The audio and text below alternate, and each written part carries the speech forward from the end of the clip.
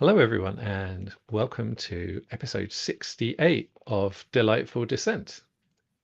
So, today's guest is Karen Font, who is a wellbeing hypnotherapy specialist and coach. Yeah, thank you very much for joining us on the show, Karen. Oh, you're welcome. You're welcome. And thanks for the invite. Oh, it's great to have you here. And today's the assumption we're going to be talking about is that we should ask for what you need. And I feel like I've heard this in some form so many times, like to me and to other people. That thing, if you needed it, why didn't you ask for it? And and it's like there's always something that's bothered me about it, um, but not always for reasons I could fully explain. So I'm really looking forward to exploring this one and finding out a bit more today. But for people, if you happen to be new to the show, Delightful Descent is really a shared exploration of something that often gets taken for granted or overlooked. And the idea came about through my work with people taking, different and pioneering approaches to complex and unconventional things. And Karen is absolutely one of those people. Um, and I found in this work that, there were often these kind of strange hidden barriers and around the implicit beliefs, the deeper assumptions. And I really wanted to challenge some of those. So I hope the show can give you specific ideas that can help you in your professional life and perhaps your personal life. But more importantly, I really hope it could give you ideas about how you can go out there and challenge assumptions yourself. Because I'd really like everyone to be able to do this and to be a completely normal part of everything that we do. And the show is called Delightful Dissent because it's not just about arguing and changing other people's minds. It's about exploring and having fun, and seeing other possibilities as well. And the show is genuinely live, so please do bear with us if there are any technical issues or if we have any interruptions. Please do be warned that it's possible there may be strong language. So if that's an issue for you, then just please know that that's a possibility, and know that the difficult topics we might well be touching on today are probably around ableism, discrimination, exclusion, and perhaps harassment and bullying as well. So those are the kind of possibilities. And there aren't any perfect answers here. It's about exploring, asking questions of yourself and asking questions of us. If you ask questions in the chat, we'll be able to get to them and maybe bring them into the conversation. If you're listening to or watching this as a recording, then we'll be sharing information about how you can get in touch and continue the conversation at the end of the show. So, yeah, I think Karen, we were introduced by Mark Gordon, weren't we? Who's a Mm. kind of previous guest in episode 41 and kind of friend of the show. And I really enjoyed our conversation. And I thought I particularly wanted to get you on because you had such a, there's something really good at talking about the kind of practical side of stuff and actually dealing with stuff, but whilst not minimizing the difficulty involved and the fact that it isn't always straightforward. And so I thought that was really great, and I wanted to share a bit more of that. But could you maybe share with us a bit more about you and the work that you do, please? So, hello, I'm Karen and I'm proudly neurodivergent. Was it neurodiverse? I keep getting them two mixed up. Anyway, I am a hypnotherapist, and who'd have thought somebody with ADHD can be a hypnotherapist? I also help businesses deal with their stress, or people inside the businesses deal with their stress. I'm also a meditation teacher. Now, you'd think people with ADHD, people assume that people with ADHD bounce around the room, but we can be quite still and quite focused at times. Given us a task, we can stay on task. So, yes, got any fears, phobias, or any sort of issues, then get in touch. Yeah, I really like that. And someone else with ADHD who also kind of does meditation, mindfulness type stuff, I think it's a really important thing, and it can be really helpful. I do Mm. it partly because I found it so helpful myself. Yeah, But it's so helpful. A lot of people don't realise how helpful it can be. I find it's just that a lot of the ways, and we kind of talked about this in a couple of episodes ago in quite a lot of detail, actually, that it's just the ways it's presented aren't necessarily Mm, things that work for us, but not the fundamental thing. mm, definitely. Um, so how did you come to doing this work? What brought you to doing exactly this? I wanted to understand people's why they do the things that they do, why they react to the way that they react. Just unpeeling the layers of people, basically. I don't. I'm just basically a storyteller, and they do the work themselves. But it's understanding people's why. Hmm. Yeah, that's really nice. And I think it's actually quite a difficult thing to connect with sometimes. It's surprisingly difficult.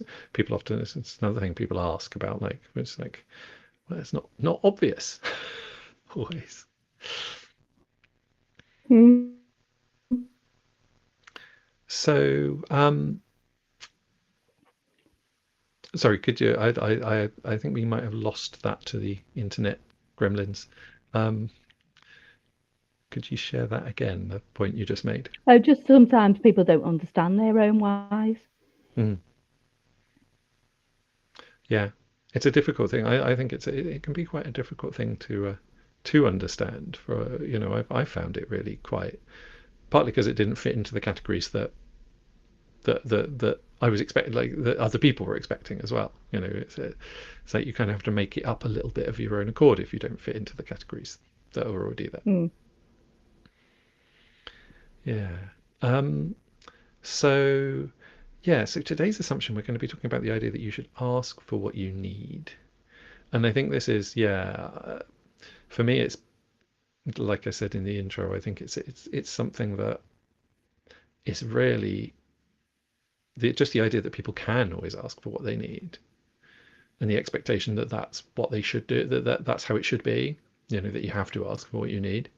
I think that's definitely part of the what makes me uncomfortable with it. But what is it about?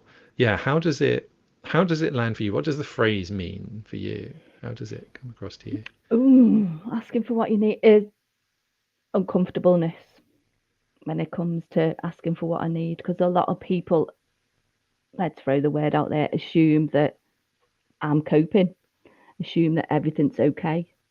And when I do ask, there's all that judgment from others, and you can tell that they've got that judgy attitude by their facial expressions.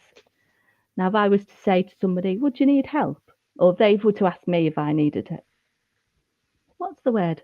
The other way round. Anyway, if someone to ask me if I could help them, I'd go, "Yeah, okay," and carry on. Where when I ask for help, there's all that, "What do you mean you need help? You're quite capable. Do it yourself." And then that starts the influx of the judgment of the, "Why can't I ask for help? I've got needs just as much as everybody else, and why can't you help me?"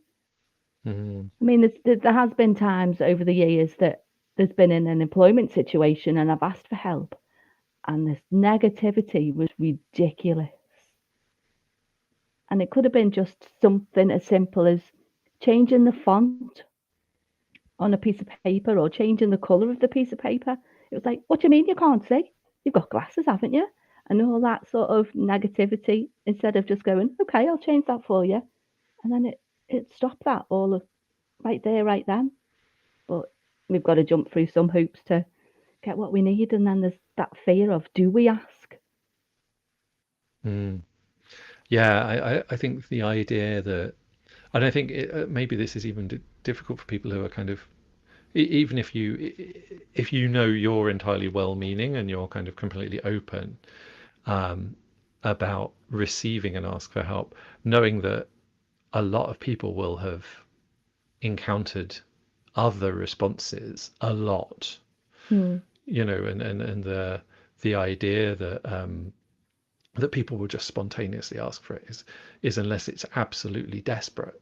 I think Hmm. there's very little. Most of us will have learned that it's like it's better not to ask, even though the cost is higher than what we get Hmm. back from it very often. Um, so I think for me is like actually inviting. if it's like saying if you have a specific need, then actually like please let me know, rather than being like just expecting, even that I think is, because for me it's often like, well, when's a good time to say this? Mm. It's like, when should I say like right where it comes up, because then it might not be an issue again, or then it's too late. And Or do we sit on it and then it festers and then it comes out as an argument and you're not conveying what you really need and what you're trying to say. It's all that, and then you might mask the feelings that you need help. Everything's hunky yeah, dory when in fact it's not. yeah, completely. I think a huge part of masking is that of the like the needs, and how like, yeah, that it's not just pretending we don't have a set of needs, or working around the fact that the space just doesn't, the situation just doesn't really work terribly well for us. Yeah, completely. And I mean, what is it that made you want to, particularly, in our conversation, we kind of planning this, we kind of figured it out, but what is it that makes this feel particularly important as an area? Because there is help out there. People need to. We I found it difficult trying to find help, but once I did, it opened so many opportunities, so many doors. It's just other people seeing that there is help out there, Mm. and instead of sitting in silence or sitting with that difficult feeling, that look at what happens when you do ask the right people. I'm not saying, you've got to ask the right people, and they can open more doors, more opportunities. You may get some slammed in your face, but you need to ask the right questions as well. Mm. And I feel like, one of the things around this is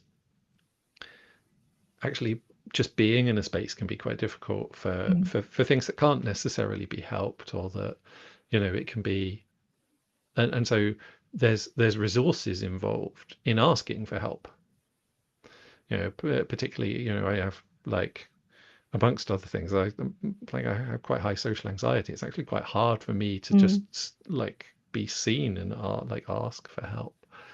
And so that's actually like reducing the barriers to that feels like a big part of this. If we're creating a space, like, how do we make sure that other people can ask for help as well, I think is a really big one. So, what about asking help for you? How does it sit for you? It feels very uncomfortable in all sorts of ways. I think I I've learned that very often it isn't okay. Like, it has negative consequences. Mm. Um, Either because, yeah, just because you end up in an argument, or, and the need to kind of, there's a strange thing around demonstrating the Mm. need for help Yeah. before people Mm. will, is like, and having formal diagnoses of things kind of helps, but also sometimes it's like, it's one of the really interesting things about having different conditions and disclosing them at different times when they're not immediately obvious to people necessarily, Mm. and how differently you get treated. Mm. Definitely, definitely. Do you Uh, disclose it at the start of a job? Do you disclose it in the middle when things have escalated? Or and I very know. often, like, I think get quite infantilized as a response. It's like, then if people do help, then you just get a ton of agency taken away from you, and just like, and it's like, well, we've solved one problem, but now we have some more. You've just um, created more. Mm. and I think a lot of it, we were chatting just before the show, and like these differential abilities, this idea that I can be strong in one area but need help in another, or I can be like, I can need help one day but not another day. And both of those particular things, I find, it's really, people are like, well, why didn't you need help before? It's like, well, Yeah. So I mean, sometimes it's I did and I was masking. Sometimes it's Yeah. well, I just didn't that day, Mm, or the circumstances. yeah. I have more energy, or just or the or the circumstances were different, so it didn't cause this problem. Um, yeah, I think there's something really big for me in that how much it confuses people Mm, somehow. There's something about people getting confused by being asked for help. exactly. Exactly. Because you could be in flow one day and then you could just be like drained of energy and struggle in the next. And then the next 5 minutes, you're like, oh, actually, I've taken 5 minutes out and I've figured how to do it myself. Is it that independence that we don't want to ask for help? Or is it that, watch me, I can do it without you? Because we've got that inbuilt sort of mechanism of, I'm going to prove you wrong. I can do this. We might have fought our way through life um, that is allowed us to have this mechanism of, watch me, I'm going to do it. But in the meantime of having that attitude, you tend to go a bit, I can't really, I need help. And when you do ask for help, then all the unpicking and well, you didn't want it before, so I'm not having it now sort of attitudes come out and judgments and fears.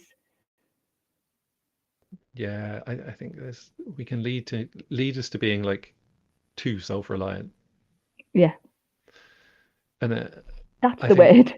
yeah, like to just assume that we can that anything that we face we have to fully take on, and that's the Mm, only way to work with it. That's the only way it's going to get fixed, and that's yeah, that's a it's a really hard thing to live with. It's not true for anyone. And when you have extra difficulties interacting with the world, it's incredibly difficult, and I think it can lead to us just not showing up in spaces, not showing up, not being able to do our best, all sorts of things, which are a real loss to the world. Um, but yeah, I think I sometimes call it pathological self-reliance. So the mm, world is like it's kind of you should be able to help yourself, well, kinda. Um, and there's stuff that exists outside of us and our control. mm, And it also, for me, some of it's very often, it's kind of a design question, like you were saying with the font or it's like, yeah, this works for someone, but it doesn't work for me. And that's not directly asking for help as such it's seen as that, but actually it's just asking for someone to design things better for the use mm, case. Um, mm, it's design feedback really, but it's not treated like that. It's treated as it feels like it's almost sometimes treated as a personal flaw that one needs help. But actually, so much of the world supports just a very specific way of being that, and anyone who differs from that doesn't get that support. And it's not that the world, but that support somehow becomes invisible mm, because it's by default, and everything else is help or effort, where it's all a design thing. It's all a decision, might be an unconscious decision, but so there's something in this idea of asking for help that's like somehow challenges some of those ideas, I think, as well, and that's kind of um, slightly taboo, it's slightly transgressive, I think, in some ways. and it's when you ask for help. Hmm. Do you ask for it at the beginning when you are struggling, or is it 9 times out of 10 that you've hit a crisis point that you actually do reach out and ask for help when you may be beyond help? That sounds a bit weird, but you won't be able to focus on anything by you've hitting that point. And other people need to be open and question when they ask for help and how they react to when people ask them for help.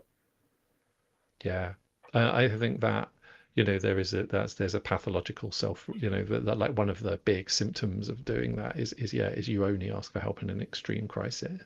Hmm. But equally, there are plenty of services I've interacted with that will only offer you help in extreme crisis, Mm. and that you need to be able to demonstrate, like in very external, concrete terms, that not only do you need help, but you have suffered significantly already because you didn't get it. And that is There's really a flaw problematic. right there. Yeah, I was going to say there's a flaw right there. Yeah, I think it's that, you prove that idea of like, is like, yeah, you prove you needed help because you suffer for not having it. And that's really, yeah, really, but that's definitely there in a lot of the way that our requests for help are. It's like, well, what's the case for needing it? Is like, well, it's, that's that And I does need it it. come down to money at the end of the day? Because if I've asked for help in a work situation, we've gone through access to work, and it's like, how much is this costing me? Can you just can we do it any cheaper? Like, well, if I need it and it's going to help not just me but everybody, then the cost outweighs everything. Yeah, and I think very often the cost of assessment outweighs the price Mm, in a really weird way. And I've seen this in all sorts of ways. Worked in big bureaucracies where like where just to request spending a very small amount of money took hundreds of pounds worth of staff time. So it's mm, like, okay, I want to spend a fiver, so I have to fill in two forms. They have to be approved by someone else. Then they have to go to accounting and be approved by someone else. Then they have to be. It's like when you add up the cost of all of that, mm, you should have like it massively exceeds the the amount being asked for. And I think very often, like, you know, and I think even on a like interpersonal, like in the when you just ask for something to be a little bit different, it's like it would actually be much easier for people to say okay than it would to argue mm. about it. It takes too much time, too much bureaucracy, and just go, okay, I can do this for you. And it's just maybe just like changing the color of the paper. But when I was working in a well-known healthcare professional place, um, that I did ask them to change the font, and because it was black on white and I couldn't really see it, um, and when they changed it to a coloured font and it was like for people to sign in and out and things, everybody benefited. They're like, oh, I can see my name now. I've never seen it before. How simple was that? But it did take 6 months. But anyway, they got there. That's the other. I think that's the other side of it. Is very often like is this thing of like if one person is asking, lots of people are thinking this, Mm, and this idea of like if we accept that people don't often ask for what they need, then the person that does is taking quite a big step, like that helps lots of people mm, and pointing it out. Plus, I mean, if they come with a solution as well, because this is the other side of it, is like sometimes for me, actually, when we say asking for help, is just saying, this doesn't work for me. I have a problem with this. But very often when we ask for help, we're also expected to provide a solution. mm, And that's a problem in itself, you know, because it's like, great, now I'm responsible for fixing a thing I didn't design. I have no idea how it works, but now I have to figure out how that works before I can participate. mm. Yeah, definitely, definitely. But if we do come up with a solution that is a generalized solution and it helps me, helps you, helps everybody, then it's a win-win both ways. But if the person asking for help, there's one person asking for help and there'll be 10 people behind them haven't got the guts to ask for help. Mm.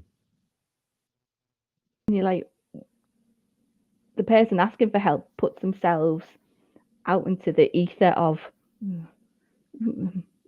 ickiness, uncomfortableness, or whatever it is, with the other 10 behind them going, go on then, ask, ask, ask. And you're like, well, why can't, what? why do they feel disempowered not to ask for help for themselves? And I think if you're doing something where you're being asked for help, that's a really important question. If you're running something or organizing something, if it's like you want to be able to get feedback. And Mm, I do think part of this is like, when people say, you should ask for what you need, is sometimes it's okay to get the answer, actually, we can't do that right now. mm, Because I think this is the other side of it, is people are like, well, if we invite the need, then we're going to have to meet all of those needs. mm, And I think that's not actually the case. It's perfectly reasonable to say, like, sorry, we're not resourced to do this right now, versus, like, yes, I don't think it's important. mm, Um, and for me, this is like, this this live stream goes out with AI captioning, which isn't great. It makes a lot of mistakes. And if I was like really well resourced, I'd like someone to be doing proper captioning. But we can't have like I don't have the resources with the podcast, with the show to be able to do that. It's not that I don't want to, but it just doesn't work. I couldn't do it. mm, Like I just couldn't do it because the show doesn't make money, so I couldn't pay someone. It's that, and like, and so I think there's something in this about actually saying, well, do you have a need? And then being like, well, okay, we can tweak it a bit, but we can't fully fix that. Or, okay, like, yeah, we can't actually meet all of those needs. Rather than this idea of like, whatever anyone says, you kind of have to take the literal and immediate, like, come up with a complete solution. Because I think so often for those of us who do have different needs, we're really used to working around stuff. We spend most of our lives working around stuff. Or we're like, for me, it's usually like I want when I'm saying when I'm asking for something I need, really what I'm saying is I'd like to be working around less stuff. It doesn't have to be perfect. mm. And it doesn't have to be complicated either. Don't Mm, give me complicated stuff. mm, Well, mm. mind you, saying that, complicated stuff I found extremely easy. And easy stuff, let's just say putting the kettle on, can't do it. Pouring tea, my brain just, no. It's like, I remember one time, just going off on a tangent, um, I was learning to rock climb and I needed to traverse round the rock face. Good job it was indoors.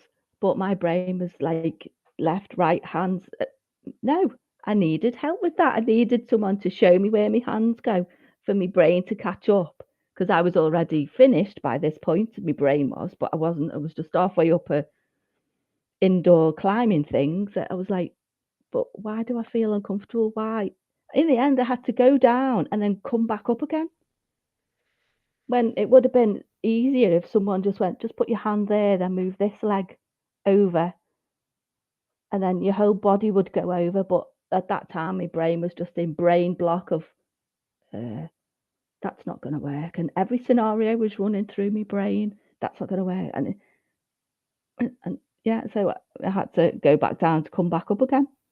There is solutions out there, and there is things that people can do, um, and there is a need for others to ask for help, to be involved in the conversation, not just us, but it's a bigger thing to ask for what we need. Yeah, completely. And I feel like there's also something around this, around acknowledging that we all have needs.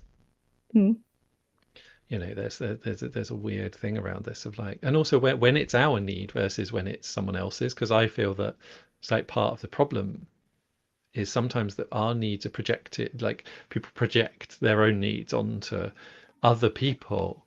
And I think, for me, the obvious example of this is like a lot of neurodivergent people. Sometimes I find being on camera difficult in a call. And so sometimes I turn the camera off. And I know a lot of people, particularly like presenting, are like, you should leave your camera on. And it's like, but you need to acknowledge that that's your need as a presenter and ask Mm. for it as a presenter rather than say everyone needs to turn their camera on. I Mm. think it's so there's something really big in the on the other side around like where like what are our needs when we are like when we are in the kind of authority or leading something or holding space, whatever it is, and being clear that like, okay, they're our needs as a thing, Mm. rather than making them someone else's, particularly where they might clash. Yeah, I've noticed that a lot of people, when you're even doing a Zoom or whatever, they're like, right, can all have your cameras on or look this way? And I'm like, I can still listen with my camera off and I can still participate with my camera off. Sometimes people need to move when the camera's off. They can't, sit still or they may need to fiddle. It's like when I've got some clients and say, just relax as you relax. This is your experience, not mine. You can have your eyes open, your eyes awake, just listen and how you would normally listen. If you need to walk around, as long as you're listening, it's perfectly fine. And I think that yeah, doing it how you do it rather than that idea of like you have a need to do it as a like it's that thing of wanting people to do it a certain way, particularly with listening and moving, because like and it's like what you actually when you're creating something like this, what are you actually trying to do, and being comfortable for different people to do it in a different way. It's like you want people to listen and engage. Some people listen and engage by being still and making eye contact. Some people listen and engage by not making eye contact and Mm, fidgeting. I'm mostly in that latter group. But if someone wants like doesn't understand that, then it gets really difficult because it's like you that's is mistaking a kind of like a way of doing something for an overall need. It's mm. like it works when people listen, but listening looks different between different people. And that's the big thing. It's like, so you need someone to listen, but you don't need someone to look exactly the same in their listening as everyone else. I get what you mean because that's just reminds me of whenever I've gone to like a networking thing and it might have been an all day thing. I've felt the need to explain to the person that's delivering this whatever they're delivering to go right. You may see me in the corner of your eye, which it'll probably be because I've just said it. I'll be the one fidgeting. I'll be the Mm. one getting up and going. I've just got to do that. Just carry on as normal. But because I've said it to them and it's brought their awareness to me that every time that I've gone out, that they go a nod, and I'm like, you're just making a big thing out of it now. You don't. I felt the need to express that you may feel that I'm disrupting your talk. I'm not. But it's just bringing their awareness of you may see me going up and down or just carry on as normal, but they can't because I've brought it to their attention then. And actually, this makes me think of something that really does bug me in the ask for what you need area is that if we are privileged in the sense in that space, if it's designed for us, we don't have to ask for our needs to be met. Mm, It's not a permission thing mm, because like you make me think like when someone's not, what they're implicitly doing is that you have permission. It's like, great, I have permission to do something that everyone else doesn't need permission to do. mm. That doesn't feel good.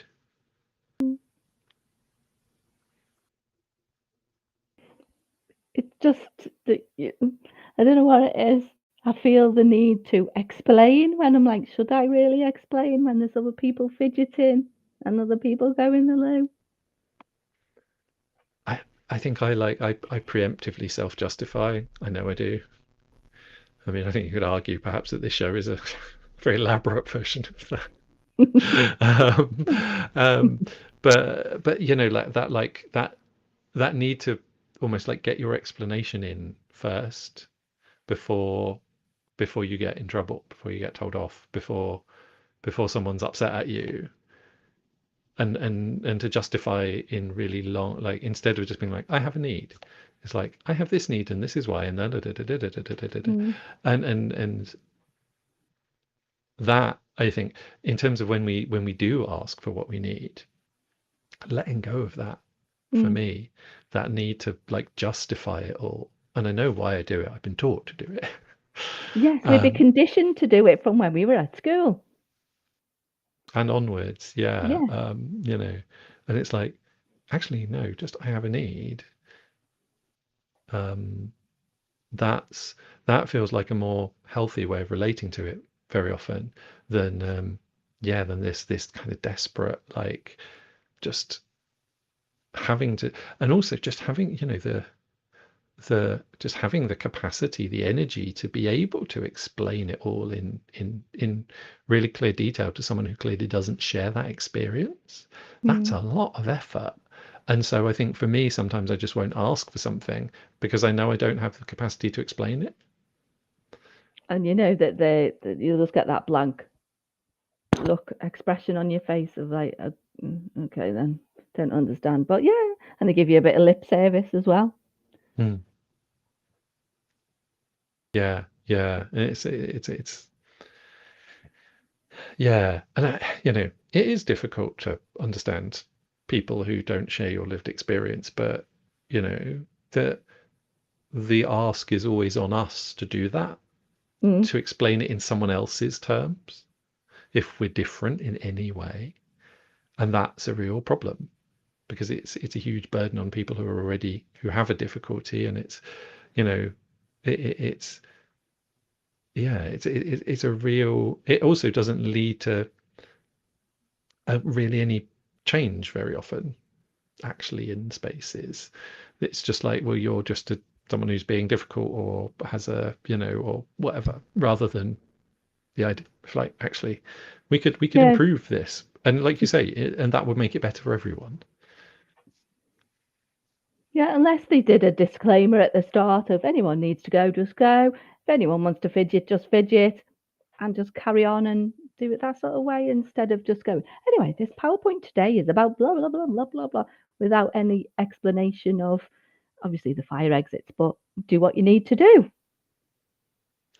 Yeah, and I think for me, one of the things is when I do a space, it's like actually being really explicit about certain aspects of that, because very often ask for what you need falls into this same category as like be yourself, which is like,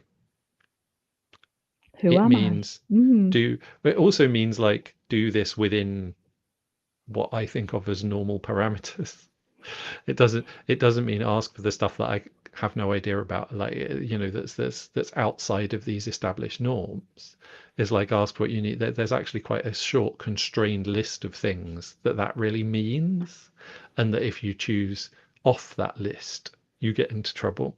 Mm. Um, and so for me, like, particularly, like, you know, when I say, you know, bring what you need to feel comfortable in a space, for example, is to give really specific examples of what I mean in that, because like for a lot of people that would mean like, you know, I think for some people that might mean a bottle of water or a jumper or like, but for other people that might mean like earplugs or a stim toy or like a whole load of different other things that actually, if you did bring into a space, you would definitely not meet with approval. Mm. And I so there's, I think, you know, that idea of when you invite people to ask for what they need, you've got to be okay with how you cope with stuff that wasn't what you expected and is outside of those kind of like, if it's just a coded way of saying like, oh no, there's a couple of things you're allowed, that's not really asking people for what they need. It's like talking in code. You can only do this if you do this way. We don't fit in a box. Nobody fits in a box. Mm. We're all different and we all should embrace all our differences Mm. and be more inclusive with everybody. When in fact, I know we're not. Society shows that we're not inclusive, we're not, and we don't talk with people with kindness either, and we don't ask for what we need. Everybody doesn't ask, or when we do, it's it's the negativity.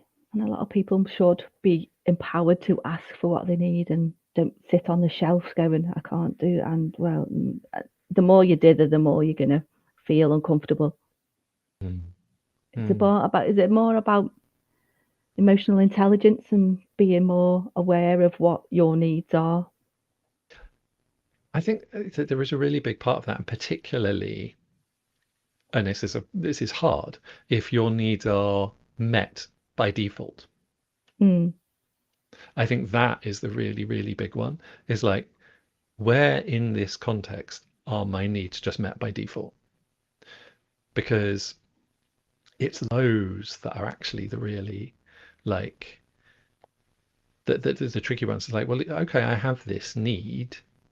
It's being met in the space. So clearly it's like it's relevant because that's I have the need in this space for this to work for me. Other people might meet that differently.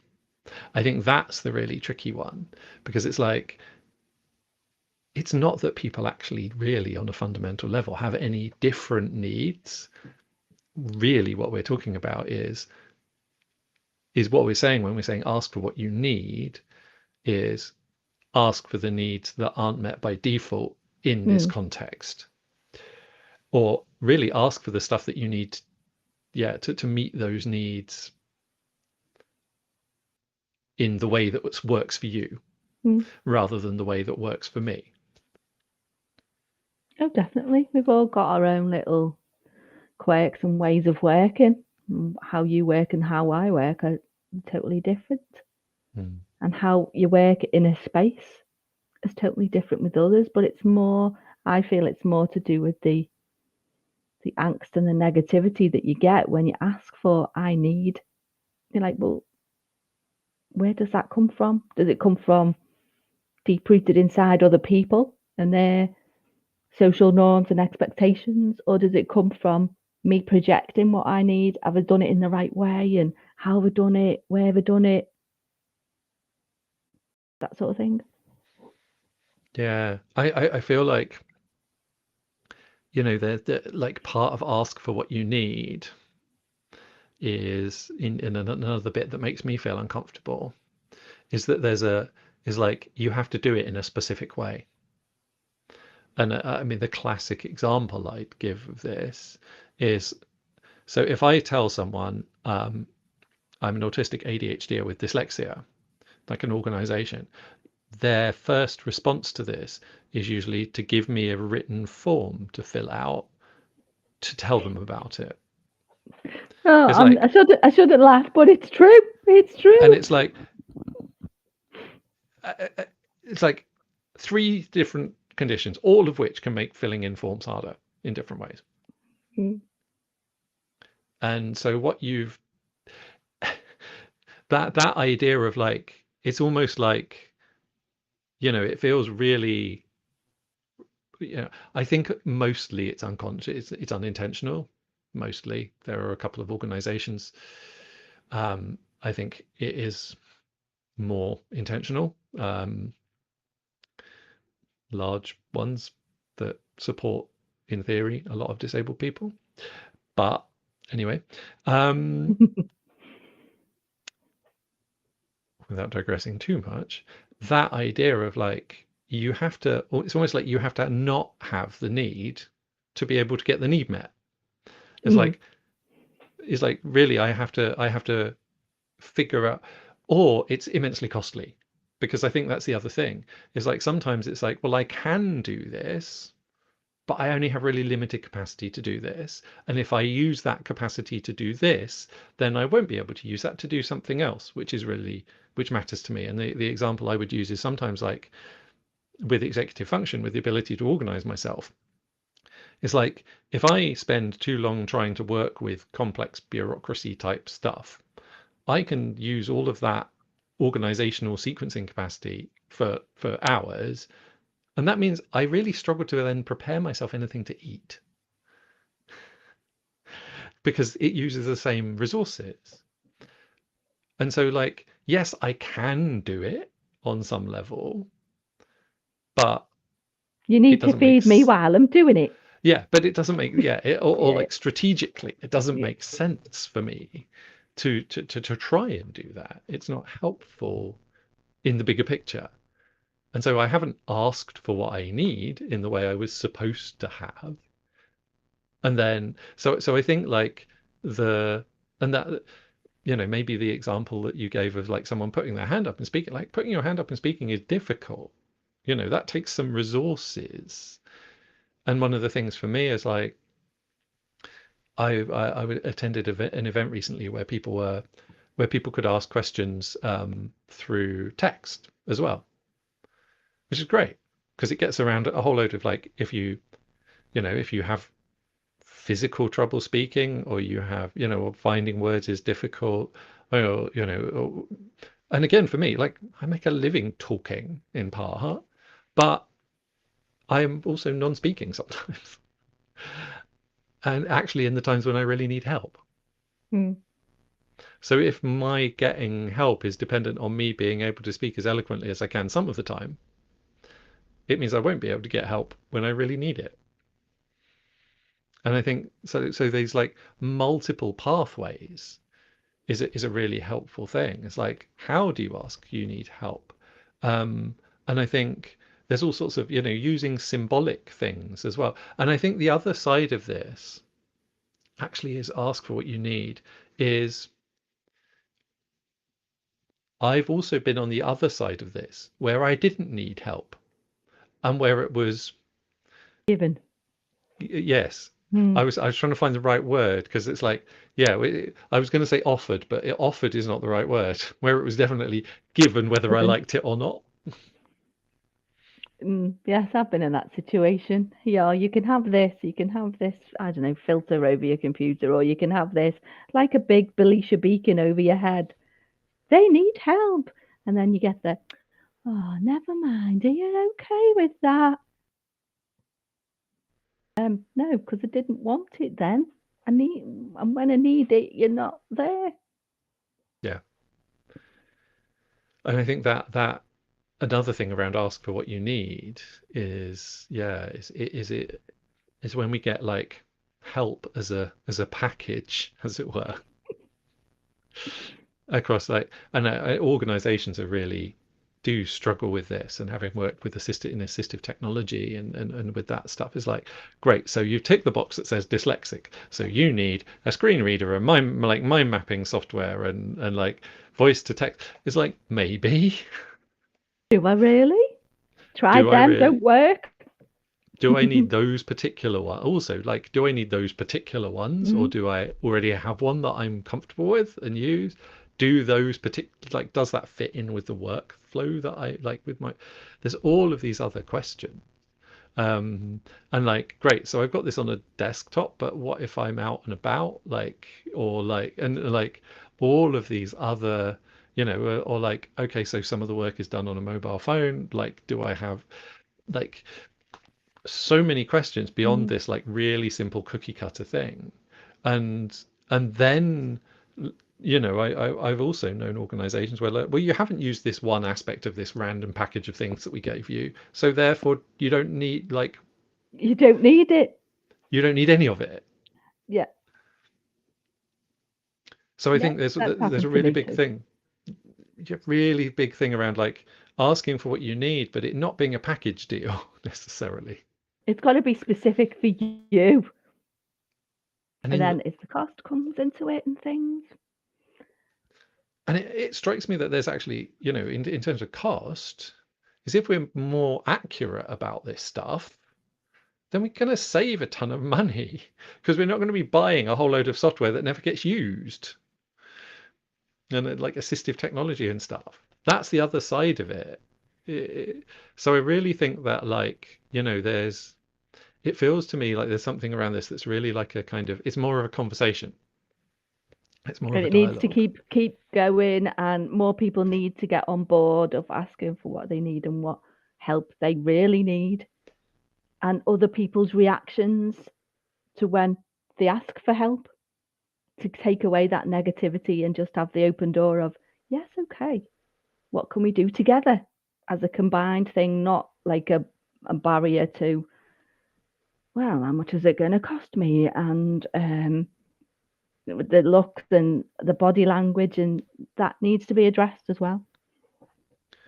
And I think there's a real, in terms of cost, there's something really like, it's like sometimes it's like, well, it's not worth meeting that need, which feels very invalidating to the value Mm. that you offer in the space. It's like, well, if the difference between me participating and not is a very small adjustment that doesn't really affect anyone else, and you don't want to make that, what does that tell me about how valued I am in a space? Mm. How valued I am in a workplace, particularly? It's like, because it makes me think of like, yes, what's the cost of doing it? But what's the cost of not doing it? And the cost of your self-worth In all sorts of ways. What's the cost of and not? your self-esteem. Exactly. And I think that's a really important question too, and one that we don't ask. Is if someone asks for what they need, it's like, and that's not a question that they necessarily should have to answer either. That's a question for Mm. you to answer if you're being asked. Definitely, definitely. And then if you So, don't understand what you need and what you want, then the cycle continues. yeah, and I think that, it is a cycle. It is a process. We get better at understanding. And I think, it's much, much, much more important to be able to make imperfect attempts to support needs than to pretend they don't exist or not talk about them, No, and definitely. develop that over time. And our own as well. I think that part of my not asking for what I need is related to the fact that I know I can't necessarily explain it really, but it's that thing of like, I will only ask if I can, it's really obvious to me how it can be implemented in that space, and I can explain it really clearly in the terms that I think the other person's going to understand. All of that stuff, that's incredibly draining. And actually being like, well, no, we could just make this a little bit better, I think is a really, instead of ask for what you need, it's almost like how we can make this a bit better. Mm. Inviting people in for that conversation of how we can make it better for not just us, but everybody Mm, as a collective. mm. And then you're not seen as the outsider in, if you know what I mean. You'll be Kind of infiltrating that. troublemaker. Yeah. Yeah, the one that asks all the questions that no one else dares ask. The Mm. one that goes, "Excuse me, can I just? Is this right? Can I just?" Sort of thing. And I think there's another thing actually around the asking for, if you do have slightly less profound need, but you do have a need, that's a good reason to do it, because it relates to that thing we were talking about around the crisis. It's like if someone desperate can only participate if that need is met, versus those of us who, maybe in a space where like, well, this is a bit difficult, but I can cope. Um, it's actually maybe it's helpful to ask others if they're experiencing similar difficulties, if it's worth, like, because it might well be that we can, you can surface that more easily and actually say Mm. that in a space. It doesn't just have to be the one person who's got, for whom it's presenting a complete barrier, who asks for the need to be met, Mm. and perhaps supporting other people that do, if they do as well. It's like, well, I have a bit of that, not completely, but actually, yeah, that would make things better for me as well if someone does ask for a need to be met. That feels like a really strong part of allyship in a way that is Mm. often All not starts with talked a about. conversation. Mm. That idea of like we can have it's like, yeah, that would make things better for me too. that's a really powerful thing to say. And then other people need to listen as well and actively act of, okay, you've brought this to the table. You've all got individual things. How can we do it together? Yeah, how can we solve it collect? How can we make it an Mm. experience that works for everyone? Absolutely. And ultimately a better experience for everyone. Mm. Not a tick box exercise of like, right, we've done that, we've crossed that one off the list, but a proper, deep, meaningful, peel the layers conversation of how can we all work collectively to make a change or make a stand or Hmm. change the way that we're thinking and doing things. Yeah, absolutely. And if we do that, then we can take that forward into the next time. We improve what we do, what we offer. It doesn't. We can kind of keep that as part of what we offer. It's a chance to make things better, which is incredibly valuable for anyone that offers anything who wants to improve a service. It's like a revolving door process, as I call Hmm. it. Yeah, yeah. It's a cycle. Yeah, absolutely. It's yeah, completely. So yeah, I think we're just kind of coming towards the end, but is there anything kind of any last bit that feels like it's important to say about this whole assumption for you? If you do need help, ask for it. I know it may feel uncomfortable, but start the process, start the conversation, ask for what you need. Mm. Yeah, I think that's that, and equally on the other side, remember that people that's hard. You if you are asking other people to ask for what they need, you are implicitly asking for people to meet a need for yourself. Mm. I think that for me is the really big one. It's like it's a two-way thing. Yeah, thank you. So yeah, thank you. I really, really, really interesting. I think really quite important conversation. This one.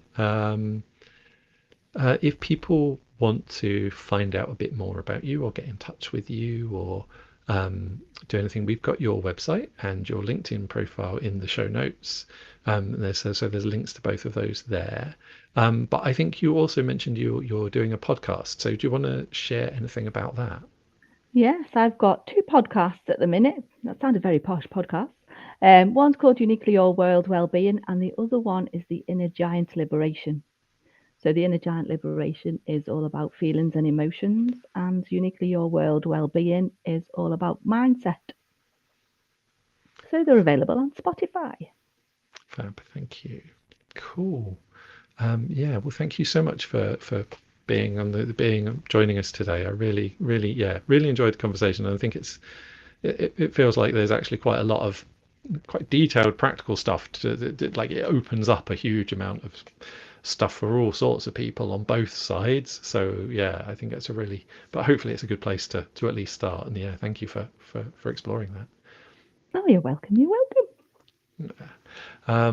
Yeah, and I hope that got you in the audience thinking as well, and maybe asking some questions. If it did, yeah, do reach out and ask.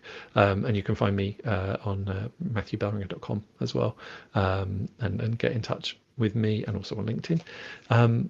And it is your support in the audience that really makes this possible. So yeah, do share it with other people. Like, if it's been useful to you or thought provoking, yeah, please do mention it. You can find upcoming and past episodes both on YouTube and LinkedIn. And the podcast is available on, if you search for Delightful Dissent on your favorite podcast platform, though, as is becoming a bit of a theme, we are still behind. We are closer in getting the back episodes out, very nearly there in getting through the backlog, like getting to start working through the backlog, but we're still not quite there yet. And upcoming events are a little bit out of order. Had some kind of scheduling complications. So in a couple of weeks' time, we've got two in 1 week, which is a rare thing because they've all kind of joined up together. But the next episode is going to be, I'm going to be talking to Ems Raysell, who is a ethical marketing strategist. And we're going to be talking about the idea that you should do what you love. And I feel like this is a piece of advice is well intentioned, but often really hard to do, and not necessarily a good idea in all contexts. Again, so I think it's kind of similar actually, in a lot of ways. And that's going to be live at 1 p.m. UK time on Wednesday, the 19th of April. So I very much hope to see you then. But in the meantime, please do go out there and make some delightful dissent of your own. Thanks and goodbye.